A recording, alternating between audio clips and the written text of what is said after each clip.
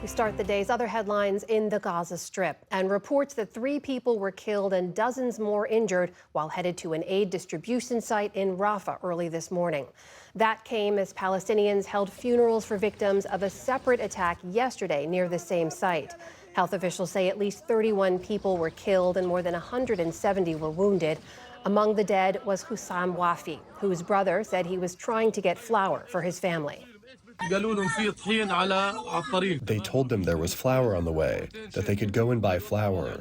He was buying it to feed his daughters. He was struck. He was martyred. And his 2 siblings, some are in the intensive care unit. They all went together. Witnesses of both incidents say Israeli troops opened fire on the crowds. Israel says it fired warning shots at what it called suspects who approached its forces. For its part, the Gaza Humanitarian Foundation says it delivered aid on both days without incident. Separately, health officials in Gaza say an Israeli airstrike on a residential building in the north killed 14 people today, mostly women and children. Israel said it struck terror targets in the area, but did not elaborate. The U.S. Supreme Court says it won't hear 2 gun rights cases. One was a challenge to Maryland's assault weapon ban. State lawmakers passed the ban after a shooter used an AR-15 to kill 26 people, including 20 first graders at Sandy Hook Elementary School in 2012. Challengers had argued that the ban violates the Second Amendment rights of gun owners. Today's ruling doesn't answer if states can crack down on such weapons.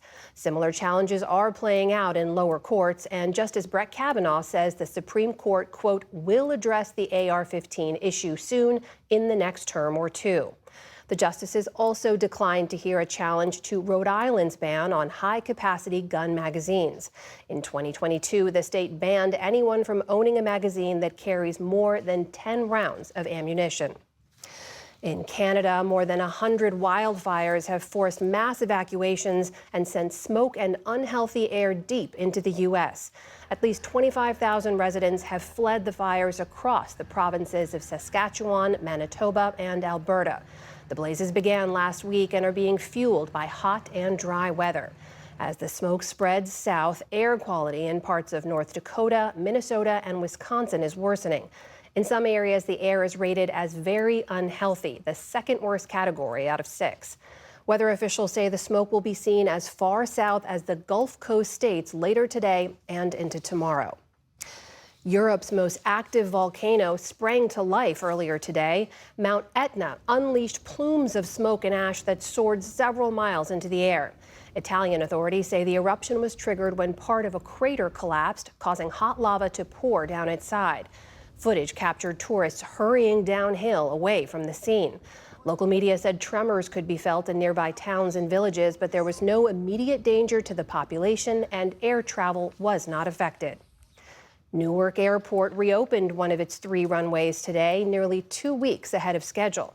The first flights took off earlier today following a $121 million rehabilitation project. But more testing is needed before planes can land there. Still, it's a welcome development after the airport's recent troubles, which included tech outages, staffing shortages, and flight disruptions. Transportation Secretary Sean Duffy says his agency is working to get Newark completely back up to speed. I want you to know that you have every asset that touches the problem working together, coordinating, cooperating, collaborating to make sure that as a team we address the problem that exists at Newark. Last month, the Federal Aviation Administration limited the number of flights to and from Newark. The FAA is expected to increase daily flights soon, but an exact date has not been made public. On Wall Street today, stocks managed some modest gains to start the new trading month. The Dow Jones Industrial Average added just 35 points on the day. The Nasdaq rose nearly 130 points. The S&P 500 also finished in positive territory. And we have a good news, bad news story from the world of astronomy. On the one hand, according to a Finnish team of scientists writing in the journal Nature Astronomy, there's a 50-50 chance that the Milky Way will collide with the Andromeda Galaxy in the next 10 billion years. That's represented on the bottom of this composite image showing the various scenarios. On the other hand, that's actually less likely than previously thought. Or, as the astronomers put it, quote, As it stands, proclamations of the impending demise of our galaxy seem greatly exaggerated. Still to come on the NewsHour, Congress wrangles over the president's legislative agenda. And Tamara Keith and Amy Walter break down the latest political headlines. This is the PBS NewsHour from the David M. Rubenstein studio at WETA in Washington and in the West from the Walter Cronkite School of Journalism at Arizona State University.